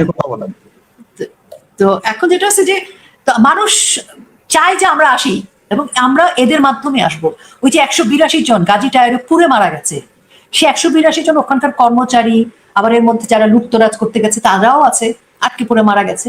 কিন্তু 182 জনের লাশ হস্তান্তর হয়নি। এই 182 জন আপনার আমার চেয়ে বেশি চায় আমরা আসি, কারণ ওরা লাশ চায়, ওরা বিচার চায়। আপনি আওয়ামী লীগের, আমরা আওয়ামী লীগের 4 লাখ নেতা কর্মী জেলে, আমাদের প্রচুর নেতা কর্মী মানে নিখোঁজ, মানে মৃত, আমাদের মানে এটা মানবেতর বলার লিস্ট দেওয়ার কিছু নাই। কিন্তু তার বাইরে যে পরিমাণ ধর্ষণের সংখ্যা, সব কি বাংলাদেশ আওয়ামী লীগ ভাই? এত এত নারীদের ধর্ষিত হয়েছে, এত এত ভিডিও বেরোছে, এরা কি সব আওয়ামী লীগের নেতা কর্মী? না, এরা সাধারণ মানুষ। এই মানুষের পরিবারটা চায় আওয়ামী লীগ আসুক।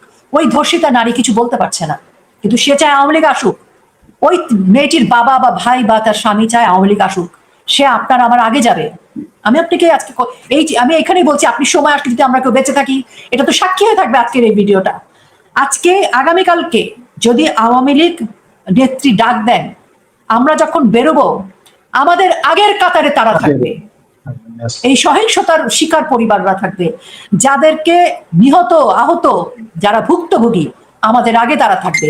30 লক্ষ মানুষ দরিদ্র হয়ে গেছে, বহু লক্ষ লক্ষ শ্রমিকের চাকরি চলে গেছে, আপনার আমার আগে ওরা থাকবে।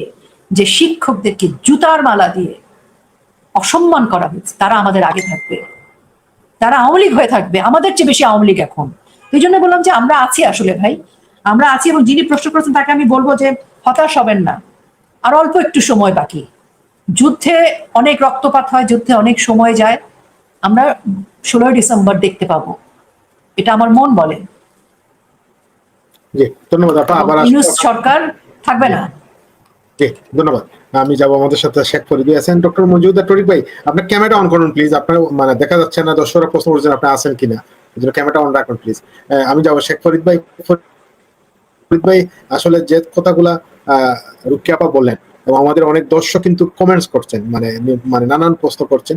একটা বিষয় আমরা দেখতে পাচ্ছি যে বাংলাদেশে পাকিস্তানের পররাষ্ট্রমন্ত্রী সফরের পর কিন্তু বাংলাদেশের রাজনীতিতে অনেক পরিবর্তন দেখা যাচ্ছে। অনেকেই বলছেন, বিশেষ করে জামাত শিবির বা তাদের মানে অনেকেই চাঙ্গাও হয়েছে বলে অনেকেই বলছেন যে আসলে কি জামাত শিবির কি পাকিস্তান থেকে পরিচালিত হয়? দর্শকরা প্রশ্ন করছেন এই বিষয়গুলো নিয়ে, কি বলবেন? জি ধন্যবাদ আপনাকে, আপনার দর্শকদেরকে আবারও অনেক অনেক শুভেচ্ছা। আমি আগে রোকে আপার শেষ কথাটা থেকে আমি শুরু করব, পরে আপনার উত্তরটা দিচ্ছি। উনি ঠিকই বলেছেন, এই বাংলাদেশে যখন মিছিল হবে এরপরে, মানে শুরুতেই যে মিছিলটা হবে, বলবো না যে শেখ হাসিনা আসার পরে মিছিল হবে তা কিন্তু বলি নাই, বা জননেত্রী শেখ হাসিনা প্রধানমন্ত্রী হবে মিছিল হবে তা বলি নাই। অর্থাৎ বাংলাদেশে যখন এই আসন্নতা, এই ভয়ঙ্কর বিচারকদের বিরুদ্ধে যে মিছিলটা হবে, আপনি নিশ্চিত থাকেন রোকে আপা কম পক্ষে 30 জনের পিছনে থাকতে হবে তিনি নেত্রী হয়েও, কারণ তার তার আগে এত মানুষ থাকবে যে আমি লিখিত দিতে পারি আপা কল্পনা করতে পারবেন না, তিনি ভাবতেই পারবেন না। হয় তিনি সেদিন সেই মিছিল দেখে আওয়ামী লীগের নেতা নেত্রীরা খুশিতে হয় কান্না করবে, নাহলে তখন স্থবির হয়ে স্তব্ধ হয়ে যাবে, আমি বলে দিলাম আপনাকে। কারণ যেটা আবার সবচেয়ে বেদনাদায়ক কথা বললেন না, যে যেটা কেউ কথা বলতে লজ্জা পায়, যে হারে ধর্ষণ হচ্ছে, সেই মা, সেই বাবা, সেই ভাই, সেই গ্রামবাসী মাঠে নেমে আসে। আপনি কি মনে করছেন এই যে যে কিছু ছাত্রদের এলাকাবাসী পেটাচ্ছে, এর পিছনে কিন্তু পিছনে কাহিনী আছে, এটা অনেক কিছু বলা যাচ্ছে না, বা আমরা বলবো না, বা সরকার বলবে না তথাকথিত সরকার। আর যেটা আপনি বললেন যে জামাত, এই পররাষ্ট্রমন্ত্রী এবং উপপ্রধানমন্ত্রী ইসাকদার আসার পরে জামাতের আস্ফলন বেড়ে গেছে। জামাতের আস্ফলন সবসময় বেশি ছিল, এটা তাদের নতুন আস্ফলন না, কিন্তু তারা কখনো লুকিয়ে থাকে, কখন তবে এবার তারা প্রকাশ্যে এসেছে। আপনি দেখবেন তাদের কি খুশি খুশি ভাব, তাদের ভাবটা এরকম যে তাদের নতুন বিয়া লাগছে, এরকম তাদের ভাব। কিন্তু এই ভাব কিন্তু জনগণ ছুটায় ফেলবে।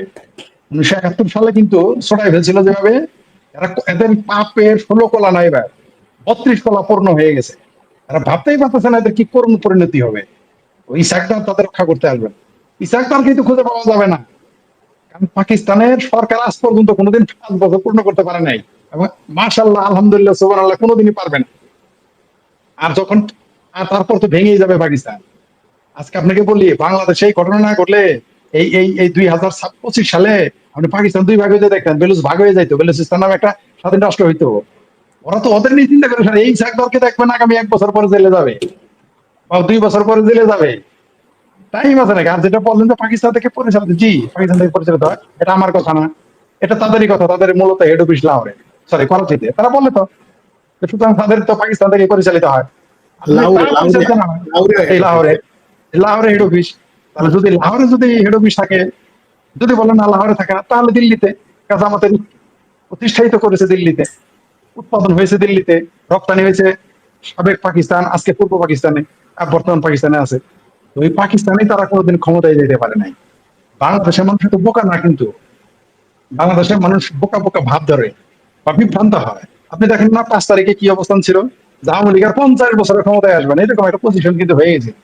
এখন কিন্তু মনে হইতেছে যে 5 মিনিট পরে না ক্ষমতায় আসে। এই জন্য ইউনূস সাহেব দেখবেন সকালে জামাত, বিকেলে হেফাজত, সন্ধ্যাবেলায় কি আরে কি এনসিপি এদের নিয়ে বসে, আবার 12 ঘন্টা পার হয় তারেক রহমানের সাথে দেখা করে, আবার চীনে পাঠায়, ঠিক আছে, আবার তলে তলে কিন্তু আরেকটা কথা বলি যেটা আপনারা কেউ বলতে চান না, সেটা ভারতের সাথে কিন্তু তলে তলে আলাপ করে যে কি করলে আমাদের একটু থাকা যাবে, এই খবর কিন্তু আমরা জানি। আপনি কি মনে করছেন ওই যে যে 1 সপ্তাহ 10 দিন যাবত যে চাল আর পেঁয়াজ আসতেছে, এগুলো কি ইউনূস সাহেবের ফোন ছাড়া আসছে যে মোদি ভাই আমাদের বাঁচান, তোমরা তো আমাদের গালি দাও, যে তৃণমূল রাজনীতি আমাদের একটু বাঁচান, এটা আমরা বুঝি।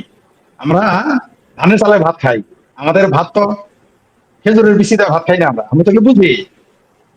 তো এগুলো যারা এগুলো করতেছে লাহোর থেকে তারা পরিচালনা করুক আর লন্ডন থেকে, এই বাংলাদেশে কোনোদিনই জামাতের জন্য মাটি উর্বর হয়নি, ভবিষ্যতে হবে না। তারা যে স্বপ্ন দেখতেছে, এই স্বপ্ন তাদের দুঃস্বপ্ন পরিণত হবে এই ডক্টর ইউনূস চলে গেলে।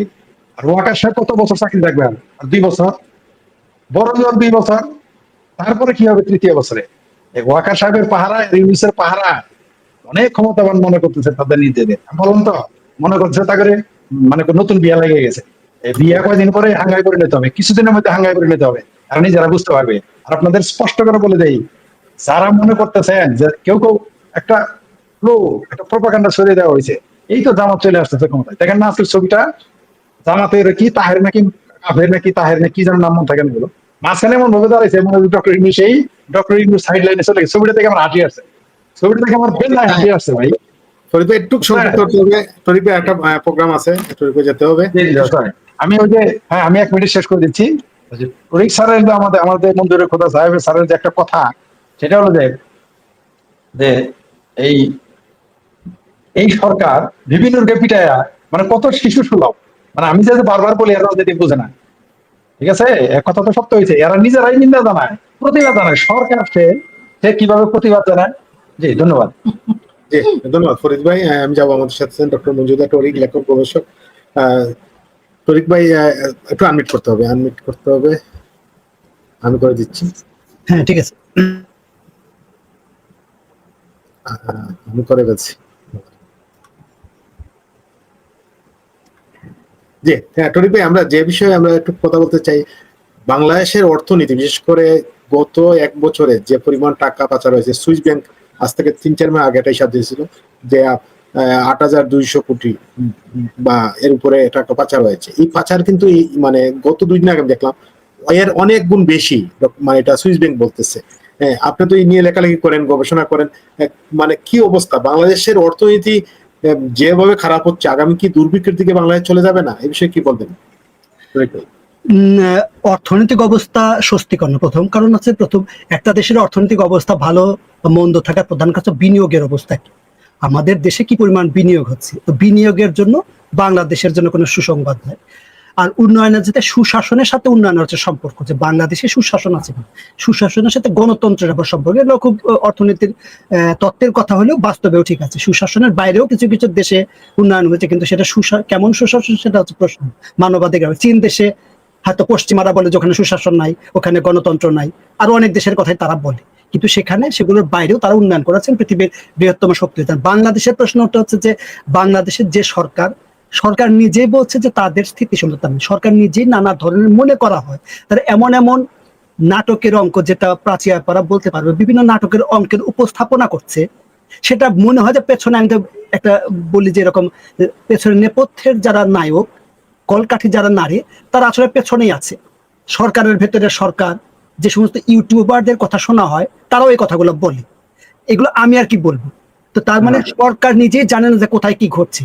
তো আসিফ নজরুলের একটা ভিডিও দেখলাম, উনি বলছেন যে হায় হায় কি যে অবস্থা, আগেও তো ছিলাম, মানুষ এত জটিল এত কঠিন, এই যে জানি নাই, কিন্তু এত জটিল এত কঠিন, কিন্তু তারপরে পদত্যাগ করবো না, ক্ষমতায় থাকবো।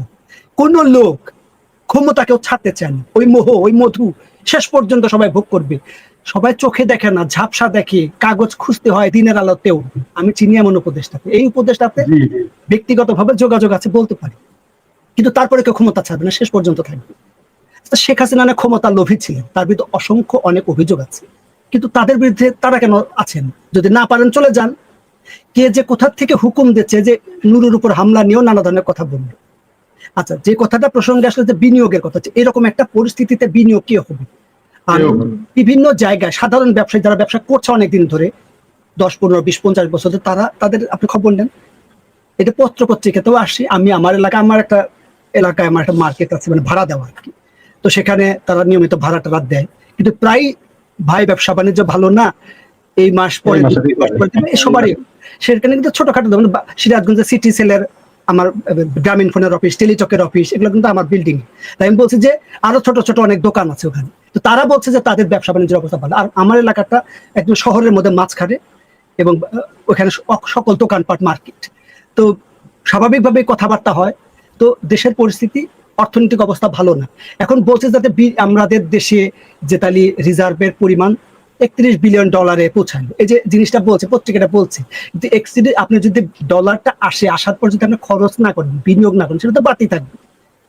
এই যে বিষয়গুলো, যে বর্তমান পরিস্থিতিতে অর্থনীতি, আপনি যেটা বললেন যে সুইস ব্যাংকে টাকার পরিমাণ বেড়েছে, সেটা আওয়ামী লীগের শাসনামলে অনেক পাচার হয়েছে, অনেক লুটপাট হয়েছে, দুর্নীতি হয়েছে, স্বজনপ্রীতি হয়েছে। এই আমলেও আমরা আওয়ামী লীগকে যে আমরা কেন আওয়ামী লীগ প্রাসঙ্গিক হয়, একটা দলকে যদি আমরা একটা ছোট দাগের পাশে যদি বড় দাগটা না দিতে পারি, তাহলে ওই ছোট দাগটাই সামনে চলে আসে। এখন আওয়ামী লীগের দুঃশাসন, অনিয়ম, লুটপাটকে যে আমরা বলবো যে আওয়ামী লীগে আমার ব্যবসা বাণিজ্য না লুটপাট হয়েছে, তাহলে আওয়ামী লীগের সময়ের সাথে এখনো পার্থক্য থাকে, এখনো লুটপাট হয়, এখনো পাচার হয়, এখনো দুর্নীতি হয়। মির্জা ফখরুল ইসলাম আলমগীর বললেন যে আগে একজনকে চাঁদা দিতে হতো, এখন 5 জনকে দিতে হয়। এটাকে আমার কথা পত্রিকা হেডলাইন, তারাই বলছে, তারা নিজেরাই বলছে। আওয়ামী লীগ, আমাদের রুমিন ফারহানা থেকে শুরু করে সবাই বলছে, এগুলো আমাদের বক্তব্য না। আমাদের বক্তব্য অনেক কথা বলে কেন অনেকে মনে করে আমাদের বয়ানটা আওয়ামী লীগের বয়ান মনে করে, বাট আমি তো কখনো আওয়ামী লীগ করি নাই, আওয়ামী লীগ করি না। কিন্তু যে কোনো অন্যায়ের বিরুদ্ধে কথা বলতে পারে, সেটা সবাইকে বলতে হবে। বিএনপির সময় এখন অনেকে কথাবার্তা মনে করে আমি বোধহয় বিএনপি করি, বিএনপি বোধহয় ফেভার করি না। পরিস্থিতি বিভিন্ন সময় বিভিন্ন রকম হয়। এই পরিস্থিতিতে ব্যবসা বাণিজ্যের অবস্থা ভালো না। ব্যবসা বাণিজ্য ভালো করতে হবে, এটা সবাই জানে যে একটা নির্বাচিত সরকার দরকার। নির্বাচিত সরকার হলে পারে মানুষ বিনিয়োগ করবে, আস্থা পাবে। কিন্তু সেই নির্বাচিত সরকারকে স্থিতিশীল সরকার হতে হবে। কিভাবে স্থিতিশীল সরকার হয়? যে সকল রাজনৈতিক অংশীদারকে সেখানে অংশগ্রহণ করাতে হবে। এখন আমরা আওয়ামী লীগ আবার বলবো যে আওয়ামী লীগের দোষে কেন আওয়ামী লীগকে টেনে আনি। আওয়ামী লীগ বাংলাদেশের একটা প্রতিষ্ঠিত রাজনৈতিক দল। আপনি তাকে অপ্রাসঙ্গিক মনে করতে পারেন, দোষর মনে করতে পারেন, ফ্যাসিস্ট মনে করতে পারেন, কিন্তু সেই দলটা তো আছে। আপনারাই বলছেন সমস্ত জায়গায় আওয়ামী লীগের ভূত দেখছেন।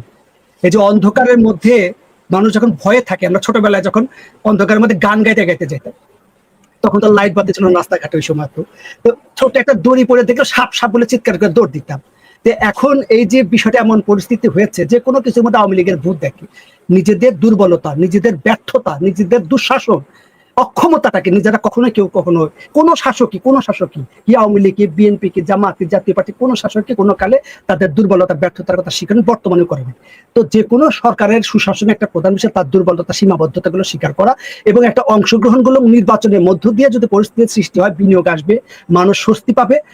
তাদের অনেক মানুষের টাকা পয়সা আছে, তারা টাকা পয়সা বের করছে না, বিনিয়োগ করছে না, খরচ করছে না, তারা মনে করছে কি হয় না হয় এরকম মনে করছে। এরকম অবস্থায় অর্থনৈতিক অবস্থা, এর মধ্যে আবার দুর্নীতির যে সূচকের কথা বলেন, সেই সূচকে আবার বাংলাদেশে কোনো কমতি নাই। আমরা দেখলাম গত 3 মাস আগে 8,000 কোটি টাকা, মানে গত 15 বছরে যা বৃদ্ধি পেয়েছে, গত 6 মাসে তার 30% বৃদ্ধি পেয়েছে। আমরা দেখলাম সুইস ব্যাংকে যে টাকার পরিমাণ, এই যে 30% বৃদ্ধি পেয়েছে, তার মানে 15 বছর তাদেরকে অপেক্ষা করতে হয়নি। তাহলে 15 বছর যদি থাকে, একটা রাজনৈতিক দলকে, একটা শাসককে ফ্যাসিস্ট হতে সময় লাগে, স্বৈরাচারী হতে সময় লাগে।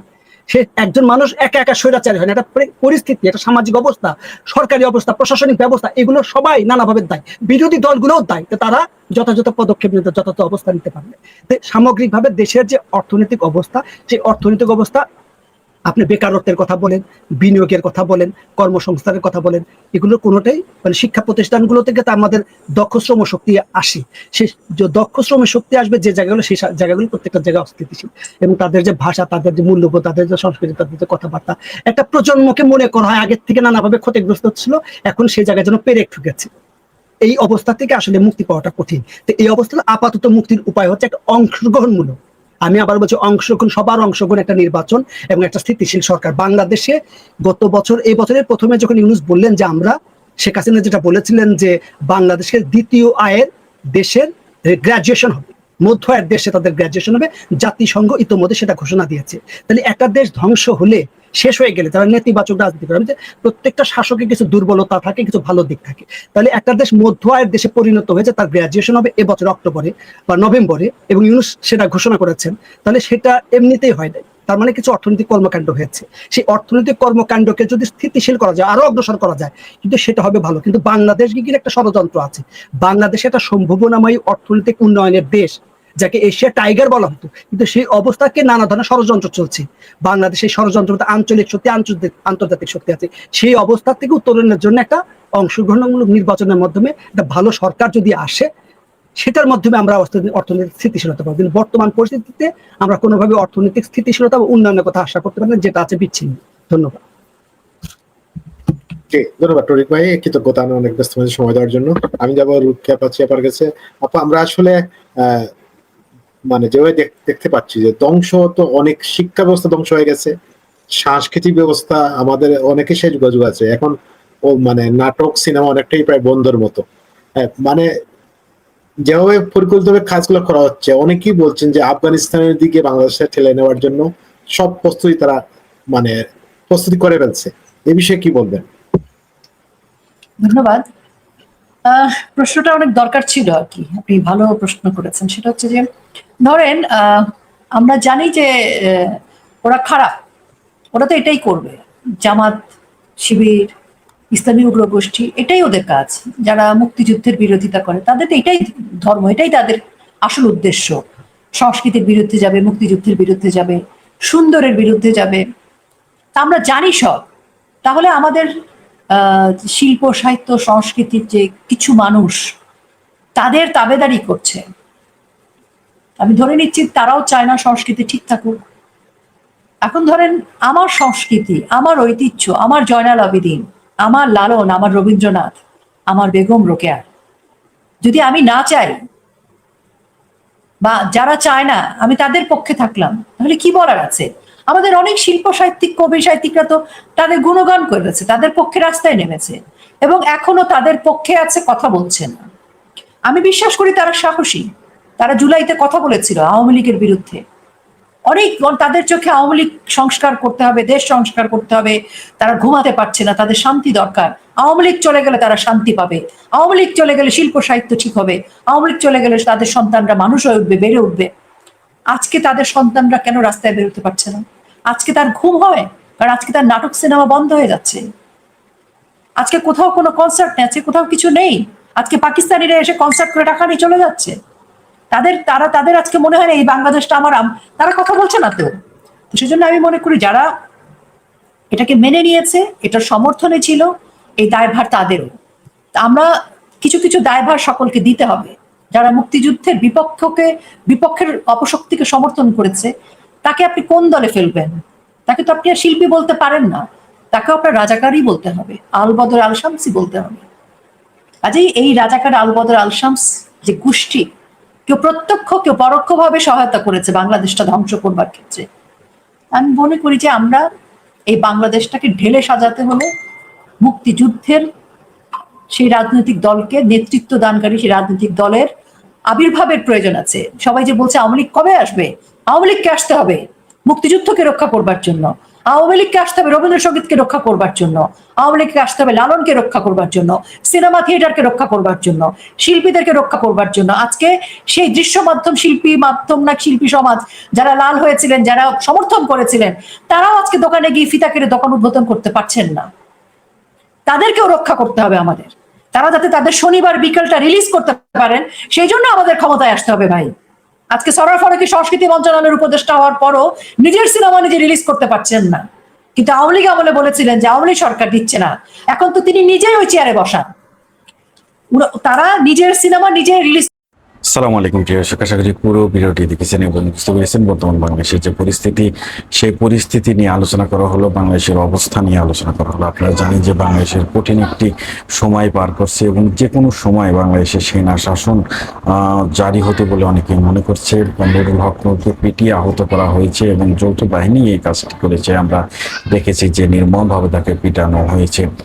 আর জাতীয় পার্টি তাদেরকে নিষিদ্ধ করার দাবিতে তাদের সমাবেশ ছিল এবং জাতীয় পার্টি শেখ হাসিনার সাথেই মিলিয়ে রাজনীতি করেছে এবং সংসদে গিয়েছে। নানান অপকর্ম তাদের বিরুদ্ধেও কিন্তু রয়েছে।